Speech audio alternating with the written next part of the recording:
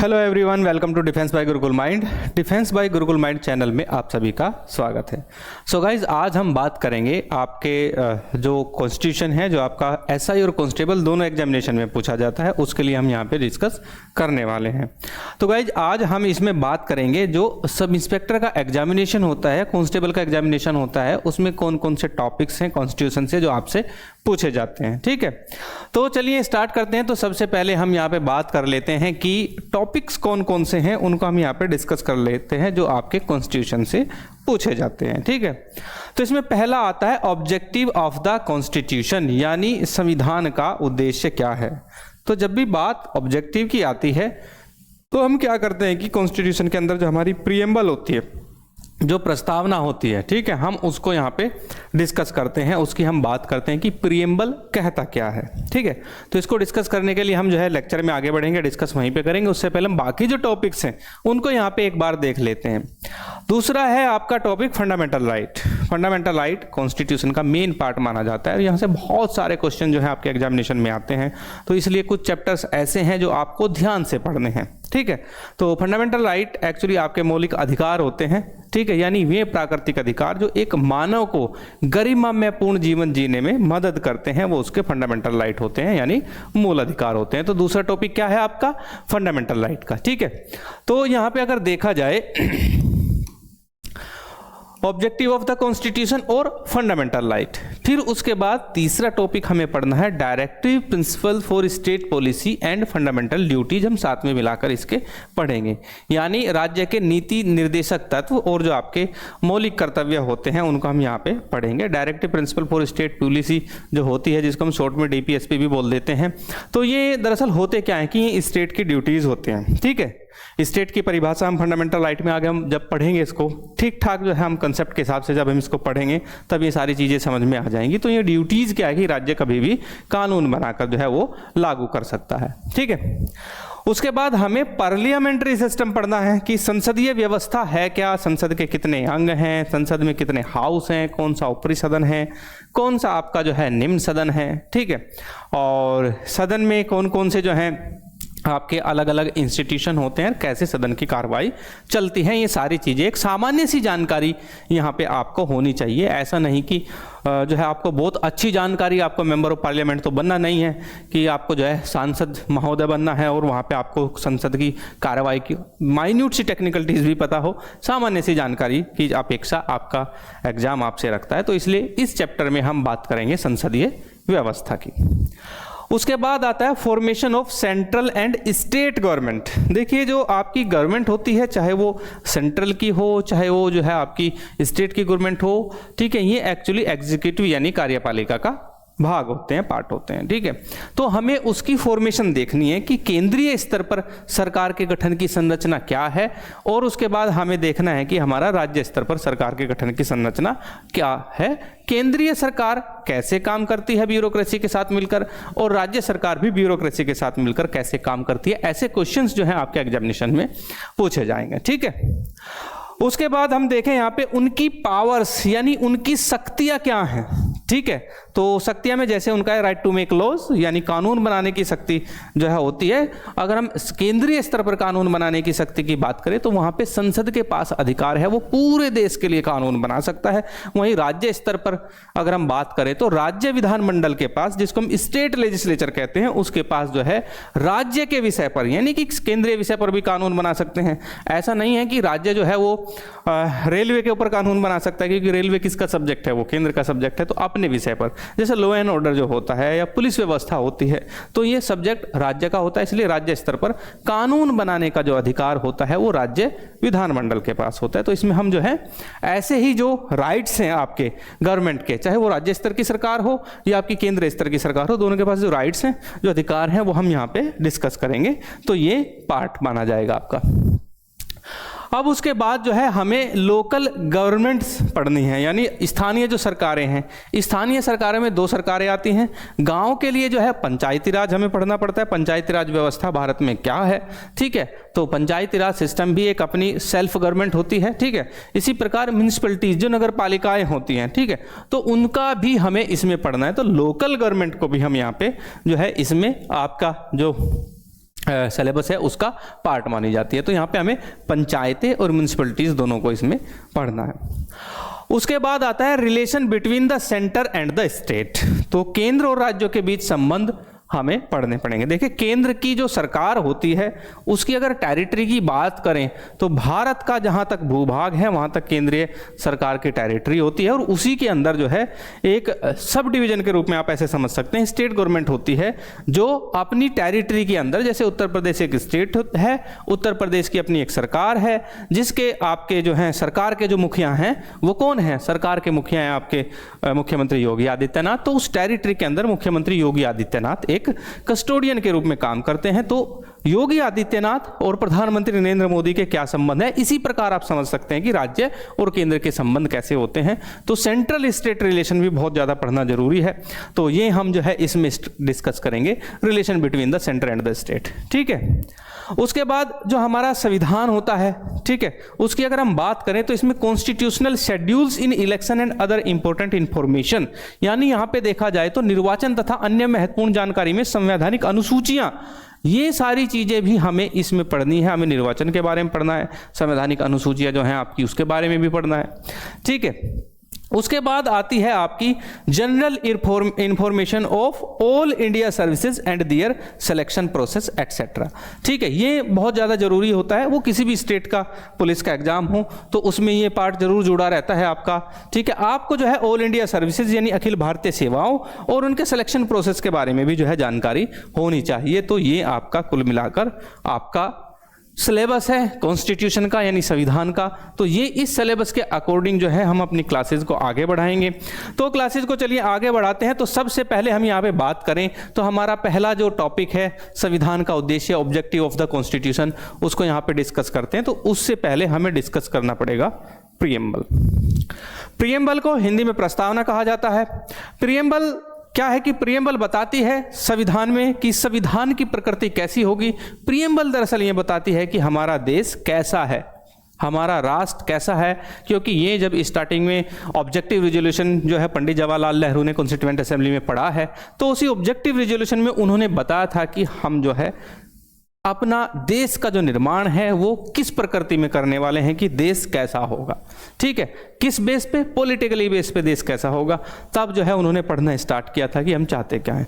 उसी को जो है बहुत चीजें ऐड करके जो है इसमें बाद में ऐड की गई। इसको हमने प्रीएम्बल नाम दिया, कॉन्स्टिट्यूशन में रखा।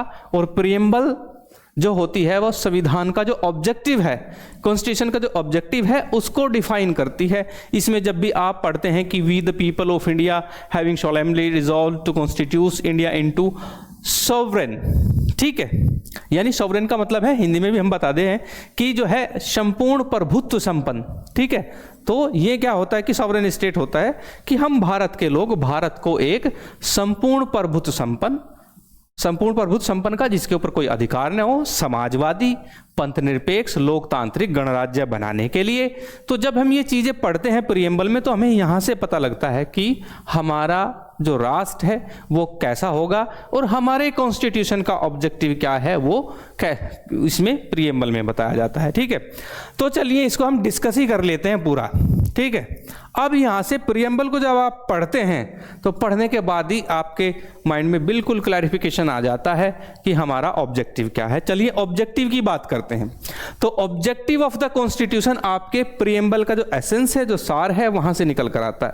तो इसमें सबसे पहले हम बात करते हैं जस्टिस की। जब भी आप प्रीएम्बल पढ़ते हैं तो इसमें 3 प्रकार के जो जस्टिस हैं उनको बताया गया है, यानी 3 प्रकार के न्याय की बात की गई है। कौन कौन से हैं? सोशल, इकोनॉमिकल एंड पॉलिटिकल, यानी सामाजिक, आर्थिक और राजनीतिक। अब सोशल जो जस्टिस है वो क्या कहता है? सोशल जस्टिस किसको कहते हैं? सोशल जस्टिस कहता है कि eliminate discrimination and promote equality, यानी किसी भी तरह से जो डिस्क्रिमिनेशन है उसको एलिमिनेट करना, यानी भेदभाव को खत्म करना, और जो समानता है, जो समता है, ठीक है, उसको बढ़ाना, क्योंकि भारत आज़ादी से पहले की अगर बात देखी जाए एक ऐसा देश था जिसमें डिस्क्रिमिनेशन बहुत ज़्यादा था, ठीक है, और समतामूलक समाज की कहीं से कहीं तक कोई हमें फुटप्रिंट्स नहीं मिल रहे थे, इसलिए ये सोशल डालना बहुत ज़्यादा ज़रूरी था। तो सोशल जस्टिस की बात जो है, हमारा प्रियम्बल, हमारे कॉन्स्टिट्यूशन का ऑब्जेक्टिव है कि वो सभी नागरिकों को, भारत में रहने वाले सभी व्यक्तियों को सोशल जस्टिस प्रदान करें, यानी सामाजिक न्याय प्रदान करें। उसके बाद आता है कौन सा जस्टिस? इकोनॉमिक जस्टिस, यानी आर्थिक न्याय। अब ऐसा तो है नहीं कि भाई एक ही व्यक्ति के पास सारी धन संपदा है, हालांकि अभी इकोनॉमिक जो जस्टिस है उसकी अगर हम बात करें वो उस हद तक नहीं मिला है लोगों को, लेकिन सोशल जस्टिस में जो है काफ़ी रिफॉर्म हुआ है। और सोशल सबसे ज़्यादा अगर किसी जस्टिस में रिफॉर्म हुआ तो भारत में पॉलिटिकल जस्टिस में हुआ, ये आगे हम डिस्कस करेंगे। पहले इकोनॉमिक जस्टिस पे आ जाते हैं, हम आर्थिक न्याय पे यहाँ पे बात करते हैं। तो इसमें आर्थिक न्याय कहता है कि fair distribution of resources and opportunities, यानी आपके पास जो संसाधन हैं, जो अवसर हैं, उनका वितरण जो है आपको निष्पक्ष करना है, ठीक है। तो जब निष्पक्ष डिस्ट्रीब्यूशन होगा रिसोर्सेज का, संसाधनों का निष्पक्ष वितरण होगा, और साथ ही इसमें अगर बात की जाए जो अपॉर्चुनिटीज हैं, जो अवसर हैं, ठीक है, अवसर मिलने में जो वितरण होता है वहाँ पे भी जो है निष्पक्ष होगा, तो तब माना जाएगा कि भारत में आर्थिक न्याय है, ठीक है। तीसरा आता है पॉलिटिकल न्याय, यानी राजनीतिक न्याय, यानी पॉलिटिकल जस्टिस। तो इक्वल पार्टिसिपेशन इन गवर्नेंस, ठीक है, देश के सभी शोषित, वंचित, पिछड़े, अगड़े जितने भी हैं सभी तबकों का जो पार्टिसिपेशन है, जो हिस्सेदारी है राजनीति में, वो इक्वल हो, वो बराबर हो, उसको क्या कहा जाता है? आपका राजनीतिक न्याय, यानी पॉलिटिकल जस्टिस। तो यहां से 3 प्रकार के न्याय बताता है, सोशल, इकोनॉमिक और पॉलिटिकल। तो ये ध्यान रखना है कि हमारा जो ऑब्जेक्टिव है कॉन्स्टिट्यूशन का वो यही है कि आपका कि सोशल, इकोनॉमिक और पॉलिटिकल जस्टिस प्रदान करता है। उसके बाद लिबर्टी आती है, यानी जिसको हम स्वतंत्रता कहते हैं, ठीक है। फंडामेंटल राइट में भी स्वतंत्रता के अधिकार दिए गए हैं, लेकिन ऑब्जेक्टिव भी क्या है कॉन्स्टिट्यूशन का? वो भी स्वतंत्रता देना है। तो इसमें स्वतंत्रता कौन सी आती है? Freedom of thought, expression, believe, faith and worship, जो कि हमारी जो प्रियम्बल है वो बताती है। क्या कहती है प्रियम्बल? विचार, अभिव्यक्ति, विश्वास, आस्था और उपासना की स्वतंत्रता। प्रत्येक व्यक्ति को जो है विचार, अपने विचार बताने की स्वतंत्रता है। प्रत्येक व्यक्ति को बोलने का अधिकार है, ठीक है, बशर्ते कि वो जो है विधि द्वारा स्थापित किसी प्रक्रिया का उल्लंघन न कर रहा हो, ठीक है। बोलने का मतलब ये नहीं है कि आप अपशब्द बोले। अपशब्द बोलेंगे, अगर किसी को आपने गाली दी तो क्या होगा कि वो विधि द्वारा स्थापित प्रक्रिया का उल्लंघन है। विधि द्वारा स्थापित प्रक्रिया के उल्लंघन को छोड़कर आपको पूरा बोलने का अधिकार है। साथ ही आपकी आस्था आती है, आपका विश्वास आता है, आपका किसी भी धर्म जो है, किसी भी पंथ, किसी भी मठ, कहीं भी आपका बिलीफ हो सकता है, आप उसके लिए स्वतंत्र हैं और आपको पूजा करने का, उपासना करने का, इबादत करने का पूरा अधिकार है। आप किसी भी धर्म संप्रदाय या किसी भी पंथ का जो है आप उपासना कर सकते हैं। तो ये संविधान का ऑब्जेक्टिव है, आप फ्री हैं।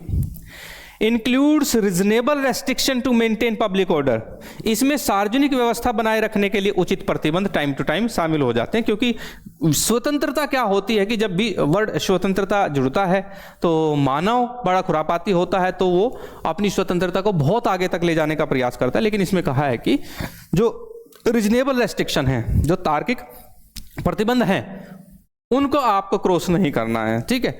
तो ये यहां पे लिबर्टी की बात आती है। चलिए अब हम आगे बात करते हैं इक्वालिटी, यानी समानता। जो इक्वालिटी है, जो समानता है, वो सभी को समान बनाने का प्रयास करता है, ऐसा ऑब्जेक्टिव है कॉन्स्टिट्यूशन का। इसमें कहा है नो स्पेशल प्रिविलेज, कोई विशेषाधिकार किसी के पास नहीं है। Equal opportunity for all citizen, सभी नागरिकों के लिए जो है इक्वल अपॉर्चुनिटी है। सभी नागरिक जो है क्या है कि नागरिकों के लिए समान अवसर हैं। तो कोई विशेषाधिकार नहीं रखता है, सभी नागरिकों के लिए समान अवसर हैं। तो ये इक्वालिटी की बात करता है। कौन? प्रियम्बल बात करता है, तो वही ऑब्जेक्टिव है। साथ ही एंश्योर्ड थ्रू फंडामेंटल राइट, जैसे कि आर्टिकल 14, 18, जब ये बात इनकी एंश्योरिटी की आती है, ठीक है, तो जब हम इनकी सुनिश्चितता की बात करते हैं तो हमारे पास फिर फंडामेंटल राइट हैं। आर्टिकल 14 से लेकर 18 तक जो है ये सारी चीजें बताई जाती हैं, ठीक है। तो हमें इक्वालिटी भी है और कॉन्स्टिट्यूशन का जो मेन ऑब्जेक्टिव है वो जो है समता मूलक समाज की स्थापना करना है, ठीक है, सभी के पास समान अधिकार हो, सभी आपस में समान हो। फेटर्निटी आती है जिसको हम बंधुत्व कहते हैं, ठीक है, यानी प्रोमोट्स ब्रदरहुड एंड यूनिटी, भाईचारे की भावना को बढ़ाना, क्योंकि जब हम प्रीएम्बल ही स्टार्ट करते हैं कि हम भारत के लोग, तो यहां से ये किसी एक कॉन्स्टिट्यूएंट असेंबली के मेंबर का वर्ड नहीं है, ये पूरे देश का शब्द है, पूरे देश के नागरिकों की तरफ से बोला गया शब्द है कि हम भारत के लोग, ठीक है। तो यहां से क्या भावना आती है? बंधुत्व की भावना आती है, we the people of India, यही चीज फेटर्निटी यानी एक जुड़ाव को जो है यहाँ पे शो करती है। इसके बाद encompasses national integration and the principle of single citizenship, इसमें राष्ट्रीय एकीकरण और एकल नागरिकता का सिद्धांत भी शामिल है, क्योंकि संविधान क्या कहता है? संविधान कहता है कि single citizenship, no double citizenship, कोई दोहरी नागरिकता नहीं है। आप केवल भारत के नागरिक रहकर ही भारत के नागरिक रह सकते हैं, आप ऐसा नहीं कि भारत के साथ साथ आप अमेरिका के भी नागरिक बन सकते हैं, तो ये प्रावधान दिया गया है। तो डुअल सिटीजनशिप का प्रोविजन यहाँ है ही नहीं, तो सिंगल सिटीजनशिप की भावना भी जो है वो यहाँ से आती है, इसी को हम फेटर्निटी कहते हैं। चलिए, इसके बाद आता है डेमोक्रेटिक स्ट्रक्चर क्या है। देखिए, डेमोक्रेटिक स्ट्रक्चर की अगर हम बात करें, लोकतंत्र के जो प्रकार हैं वो दो तरीके के होते हैं, डायरेक्ट डेमोक्रेसी, इनडायरेक्ट डेमोक्रेसी। हम कौन सी डेमोक्रेसी रखते हैं, हमारा ऑब्जेक्टिव क्या है, वो हम जो है बताएंगे। अब बात क्या है कि इसको समझने से पहले हमें पहले समझना पड़ेगा कि डायरेक्ट डेमोक्रेसी यानी प्रत्यक्ष लोकतंत्र क्या है, ठीक है, या अप्रत्यक्ष लोकतंत्र क्या है। चलिए, बिल्कुल मैं बहुत ही ज़्यादा नॉर्मल वे में आपको समझाने की बात करता हूँ। यहाँ पे देखिए, हम यहाँ पे एक साइड ले लेते हैं डायरेक्ट डेमोक्रेसी,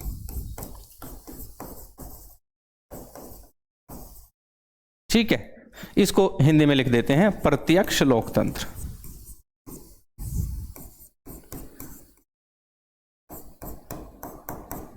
ठीक है, चलिए, उसके बाद आती है आपकी इनडायरेक्ट डेमोक्रेसी। क्या आती है? इनडायरेक्ट डेमोक्रेसी, इसको कहते हैं अप्रत्यक्ष लोकतंत्र, अप्रत्यक्ष लोकतंत्र।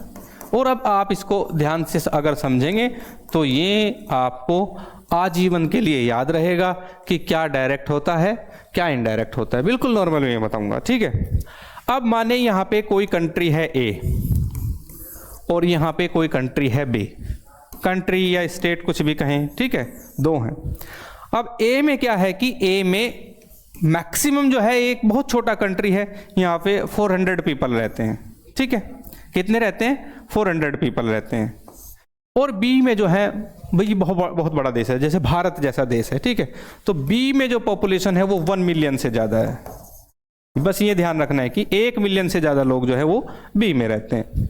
अब यहाँ पे जो 400 लोग हैं, इनको यहाँ पे क्या कराना है कि किसी विकास योजना के ऊपर कोई डेवलपमेंट स्कीम है, ठीक है, उस पर कोई डिसीजन लेना है। तो होगा क्या कि ये 400 लोग बैठेंगे और ये बैठकर 400 के 400 आपस में डिस्कस करेंगे और बहुत जल्दी एक रिजल्ट निकल के आएगा। इनको किसी को रिपोर्ट नहीं करना है, पूरे 400 के 400 लोगों की सहमति से ही कोई डेवलपमेंट स्कीम का काम होना, माने कि कोई रोड बनना है, ठीक है, चलिए यहाँ पे ले लेते हैं, कोई रोड बनना है, ठीक है। अब ये रोड बनना है तो ये 400 के 400 लोग क्या करेंगे, इनकी जो है सहमति हो जाएगी। तो यहाँ पे कुल मिलाकर इनमें कोई प्रधानमंत्री का पद नहीं है, बहुत सारे मिनिस्टर नहीं है स्पेशल, कोई किचन कैबिनेट नहीं है, 400 लोग रहते हैं, अपना डिसीजन खुद ले लेते हैं। एक तरीके से ये क्या हुआ? प्रत्यक्ष डेमोक्रेसी। अब यही चीज़ें अगर हम यहाँ अप्लाई करें तो यहाँ ये नहीं होंगी। अब यहाँ पे कितने 1 मिलियन पीपल हैं, रोड बनना है। अब रोड बनाने के लिए 1 मिलियन लोगों की अगर हम सहमति लेने लगे और कहीं की बताएं तो यहाँ पे जो सहमति है वो आमतौर पर नहीं बन पाएगी, तो नहीं बनेगी तो कट कर देते हैं। तो यहाँ पे क्या होता है कि ये 1 मिलियन पीपल्स में से कुछ लोग अपने रिप्रेजेंटेटिव्स चुनते हैं। क्या करते हैं ये? यहाँ से जो 1 मिलियन पीपल हैं इनके होते हैं रिप्रेजेंटेटिव्स, यानी जिनको हम प्रतिनिधि कहते हैं। क्या कहते हैं इनको? प्रतिनिधि। अब ये जो प्रतिनिधि हैं ये अपने लोगों की तरफ से डिसीजन लेते हैं और इनको इनसे पूछना नहीं है कि हमें क्या करना है, कि एक बार इनको चुन दिया। जैसे भारत में हम बात करें, भारत में जो मेंबर ऑफ पार्लियामेंट है, मेंबर ऑफ पार्लियामेंट जिसको हम कहते हैं MP, वो भी लोकसभा वाला, क्योंकि डायरेक्ट चुनकर आता है। ठीक है, तो ये क्या है, ये लोगों का प्रतिनिधित्व कर रहा है और वो बैठा और इन्होंने भी मिलकर अपना एक अध्यक्ष चुन लिया है जिसका नाम है प्रधानमंत्री। ठीक है, तो यहाँ से जो डायरेक्ट डेमोक्रेसी है, इनडायरेक्ट डेमोक्रेसी यहाँ पे आती है।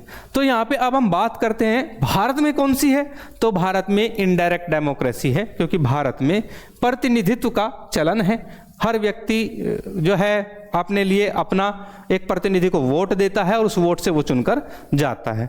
तो भारत में क्या है, भारत में आपकी इंडिया में ये वाली सिस्टम है, यानी यहाँ पे इनडायरेक्ट डेमोक्रेसी, वो समझाने के लिए मैंने आपको यहाँ पे बताया था। तो सीधी बात है कि जो आपका डायरेक्ट डेमोक्रेसी है तो सिटीजन्स डायरेक्टली पार्टिसिपेट करते हैं, सारे सिटीजन। अगर आप इनडायरेक्ट डेमोक्रेसी है, इसमें क्या होता है कि इलेक्टेड रिप्रेजेंटेटिव्स जो है वो गवर्न करते हैं on the behalf of the people या बिहाफ ऑफ द सिटीजन, यानी लोगों के आधार पर प्रतिनिधि क्या करते हैं या लोगों की ओर से प्रतिनिधि शासन करते हैं। तो ये इनडायरेक्ट डेमोक्रेसी होती है। तो भारत में जो है आपकी वो इनडायरेक्ट डेमोक्रेसी है, ये आपको ध्यान रखना है। तो मैंने दोनों बता दिए हैं, एग्जामिनेशन में पूछा भी जा सकता है आपके डायरेक्ट इनडायरेक्ट क्या होती है। ठीक है, अब हम बात करते हैं पार्लियामेंट्री सिस्टम इन इंडिया। ठीक है, तो ये एक इंट्रोडक्शन क्लास है, इसमें थोड़ा थोड़ा जो है आपको पता लग जाए कौन सी क्या चीज़ें हैं, फिर हम उसको स्टार्ट करते हैं। तो पार्लियामेंट्री सिस्टम की अगर हम बात करें भारत में, तो भारत में संसदीय व्यवस्था है। ठीक है, अब संसदीय व्यवस्था की अगर हम बात करें भारत में, तो संसदीय व्यवस्था है कैसी, इसको भी यहाँ पे समझ लेते हैं। तो भारत में संसदीय व्यवस्था है। अब पार्लियामेंट की अगर हम बात करें तो भारत में इसके 3 अंग हैं। पहला president, president is the part of parliament, यानी जिसको हम राष्ट्रपति कहते हैं। और दूसरी जो व्यवस्था है यहाँ पे, इसमें इसका उच्च सदन है जिसको हम क्या कहते हैं, राज्यसभा। ठीक है, जो क्या है यहाँ पे, ये upper house of the people है, यानी लोगों के लिए जो ये बनाया गया है इसको अपर हाउस कहते हैं। और सबसे नीचे आता है आपका लोकसभा, जिसको हम क्या कहते हैं, लोअर हाउस, यानी निम्न सदन। ठीक है, तो पार्लियामेंट को यहाँ पे समझ सकते हैं। अब ये जो लोअर हाउस है, यहाँ पे क्या है कि यहाँ पे डायरेक्ट इलेक्टेड लोग होते हैं और ये इनडायरेक्टली इलेक्टेड होते हैं, होते दोनों निर्वाचित हैं।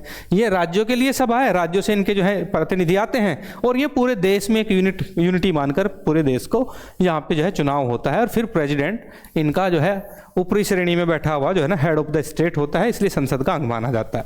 तो ये चीज़ें यहाँ पे होती हैं।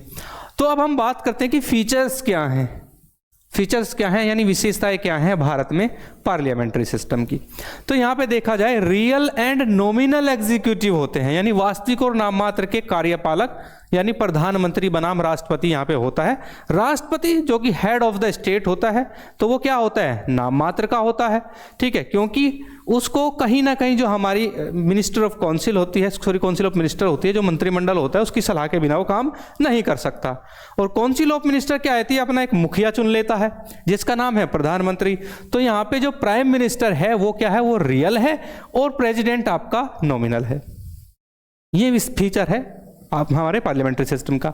उसके बाद आता है आपका collective responsibility to the legislature, यानी यहाँ पे देखा जाए तो यहाँ पे जो लेजिस्लेचर है एक तरीके से पार्लियामेंट का, यानी जो लेजिस्लेचर क्या है, लोकसभा। तो लोकसभा के लिए जो है सामूहिक रूप से जो है लोकसभा जो होती है वो सामूहिक रूप से जिम्मेदार होती है।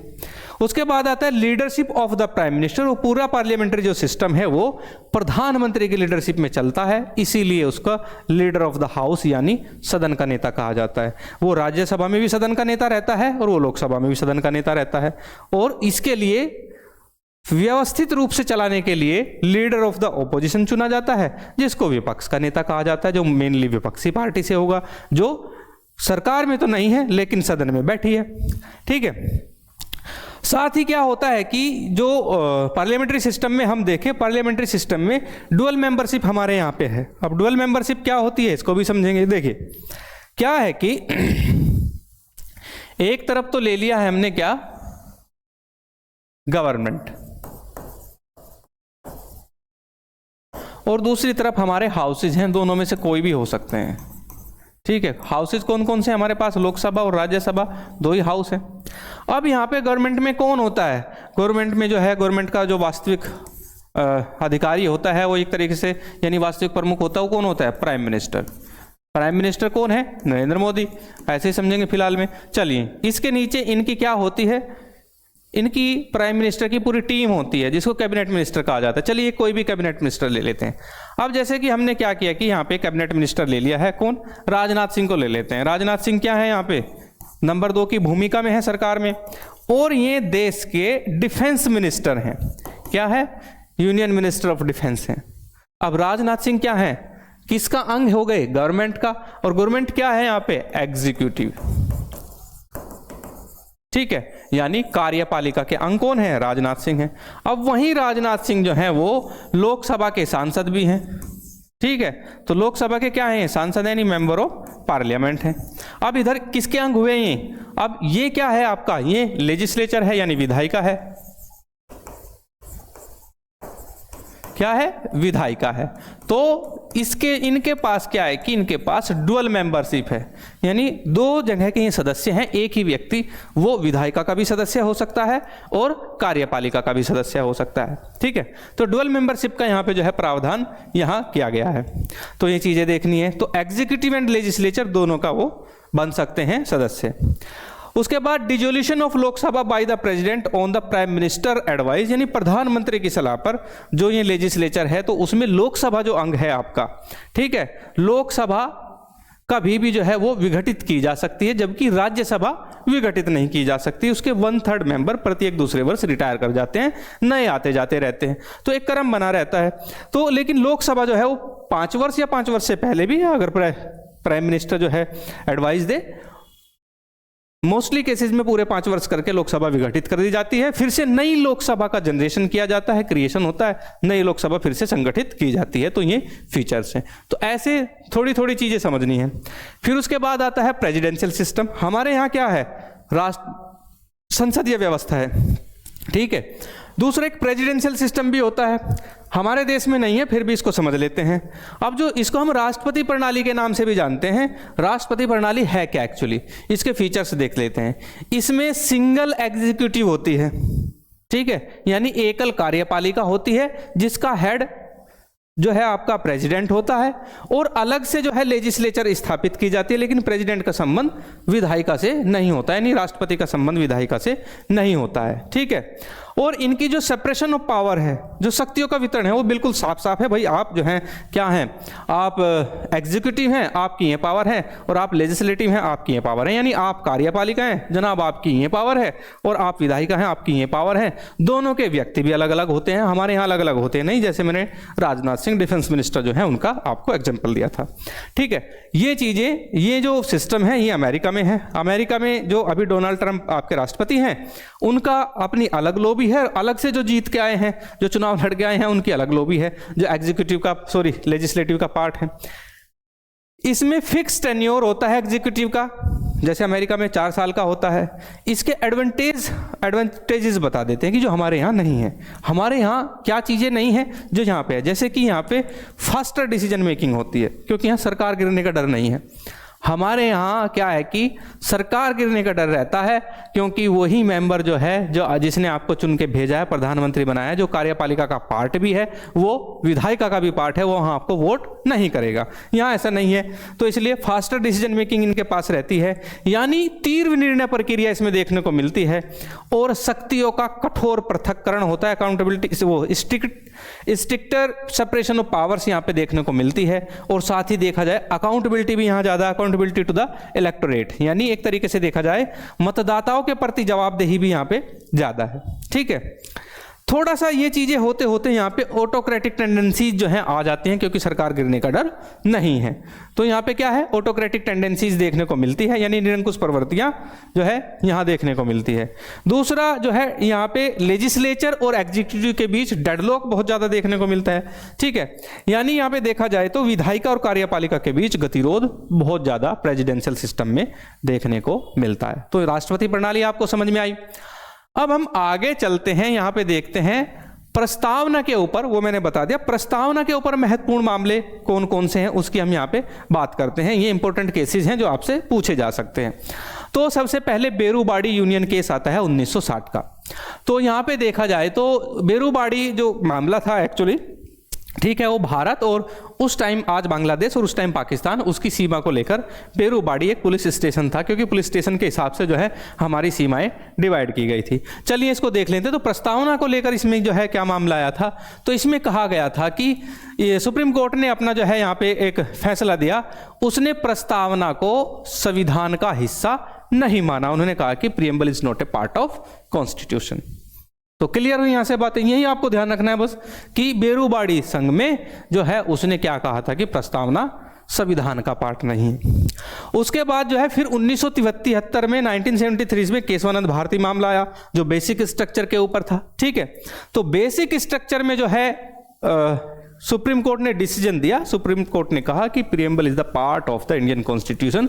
प्रस्तावना भारत के संविधान का भाग है, प्रस्तावना मूल संरचना का भी भाग है, यानी बेसिक स्ट्रक्चर का जो कॉन्स्टिट्यूशन है उसकी बेसिक स्ट्रक्चर का पार्ट है। ये चीजें आपसे पूछी जा सकती हैं एग्जामिनेशन में।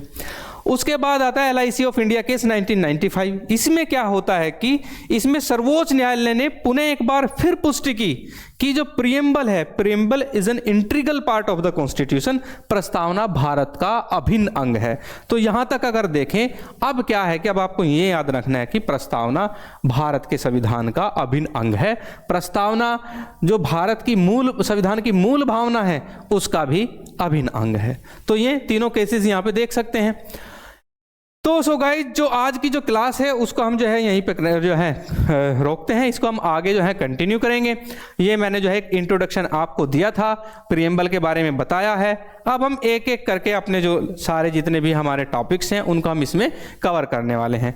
इससे आगे अगर हम बात करें, हमारा जो चैनल है गुरुकुल माइंड, ये क्लासेस आपको यूट्यूब पे बिल्कुल फ्री मिलने वाली है। अगर इससे रिलेटेड आपको कोई भी PDF चाहिए या अगर आपको फ्री टेस्ट सीरीज देनी है तो आपको करना क्या है, आपको हमारा एप्लीकेशन है, मोबाइल ऐप जो है इंस्टॉल करना है। एंड्रॉइड iOS जो भी आपके पास फोन है आप उसको उठाइए, गुरुकुल माइंड उसमें टाइप कीजिए, आपको ये येलो कलर का जो हमारे इंस्टीट्यूशन का लोगो है वो आएगा। इंस्टॉल करना है, अपने आप को रजिस्टर करना है और अभी से आपको क्या करना है, आपको टेस्ट सीरीज वहां पे ज्वाइन कर लेनी है विदाउट एनी कॉस्ट। कोई आपका पैसा नहीं देना है उसमें और टेस्ट सीरीज वहां पे लगानी है आपको। ठीक है, साथ ही मैं आपको बताता चलूं कि आप हमें जो है इंस्टाग्राम पे भी फॉलो कर सकते हैं और हमारी टाइम टू टाइम हमारा जो टेलीग्राम चैनल है उस पर कंटेंट जाता रहता है। आप ये जो आप देख रहे हैं ये टेलीग्राम चैनल, इसको आप जो है फॉलो कर सकते हैं। आप हमें फेसबुक पे भी फॉलो कर सकते हैं।